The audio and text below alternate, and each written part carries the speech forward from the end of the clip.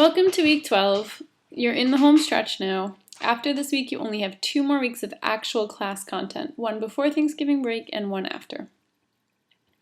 Weeks 11 through 15 will all be tied into your final paper, so make sure you're focusing on strong e-portfolio and discussion posts. That way your life will be easier at the end of the semester.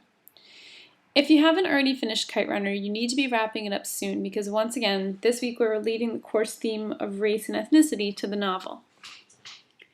Since the discussion board and e-portfolio mainly deal with race in Afghanistan, I'm also posting an extra credit this week in the weekly folder, where you can tackle the topic of race in America, and I'll talk about that in just a second.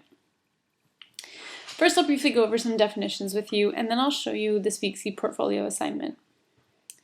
Now, race and ethnicity are terms that sometimes get conflated, but they mean different things. Ethnicities are groups of people that usually have some cultural norms and traditions in common. Race refers to the visible, physical, and genetic characteristics that characterize larger groups of people. Sometimes there's an overlap between the two, but in general we can think of ethnicities as subgroups of races. Of course, it's important to remember that overall these differences in race and ethnicity don't really amount to much, aside from food preferences and skin tone. This chapter deals with the very important issues surrounding racism and, more importantly, institutional racism. Racism is essentially a perceived superiority or hierarchy that one group feels it has over another, including prejudice and discrimination. Institutional racism occurs when these feelings are assumed into the structures of societal institutions. So, for example, historical racism against minorities in the U.S. manifests itself as institutional racism when it comes to law enforcement. Last year, out of 532,000 people that were stopped by the NYPD, only 10% were white.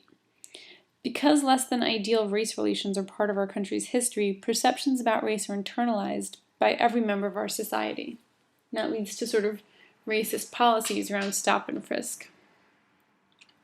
The chapter goes on to discuss other forms of ethnic and racial conflicts, including genocide, like the Holocaust, which was essentially an attempt at racial cleansing, and a section about immigration, which is especially relevant for the U.S. And really, this entire chapter is super essential to your sociological education. This week's e-portfolio is very straightforward, so I'll show it to you quickly. You'll just click on the link here, and then you'll click on 3 or 4 of the different ethnic groups that comprise Afghanistan. You're going to go on and summarize the differences or similarities between the groups. And you should also be looking at other websites, not just this one. So you should go and do a little research on your own.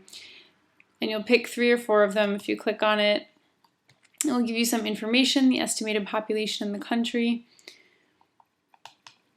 So I want you to be comparing about 3 or 4 groups, the similarities and differences between them. And like I said, I want you to go beyond what's just written there. You can also look up online, but make sure that you cite your sources. So finally, for this week's extra credit, I'm going to be posting it Wednesday night, but I just want to give you an idea of what it will be. So I hope that most of you know that 2 young Black people have been shot in the past 2 months for no reason other than they were looking for help. A young man in September and a 19-year-old woman in November.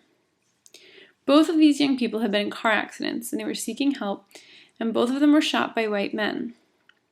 The man was shot by a police officer, and the woman was shot by a homeowner at a house where she was trying to get help. For your extra credit, I want you to read about these 2 young people, Jonathan Farrell and Renisha McBride, and I'll provide you some links. And I want you to write a response discussing these stories with a sociological analysis. You'll get credit for referencing theories and definitions from the text. More specific instructions will be posted for the essay on Wednesday night, but it should be no more than 2 pages, and I'll give you up to 4 points added to your final grade. So this is a significant extra credit. It can raise you up half a point, half a letter grade. So it's a difficult topic, but I'm looking forward to reading your thoughtful responses about these tragedies and how they relate to race relations in the U.S.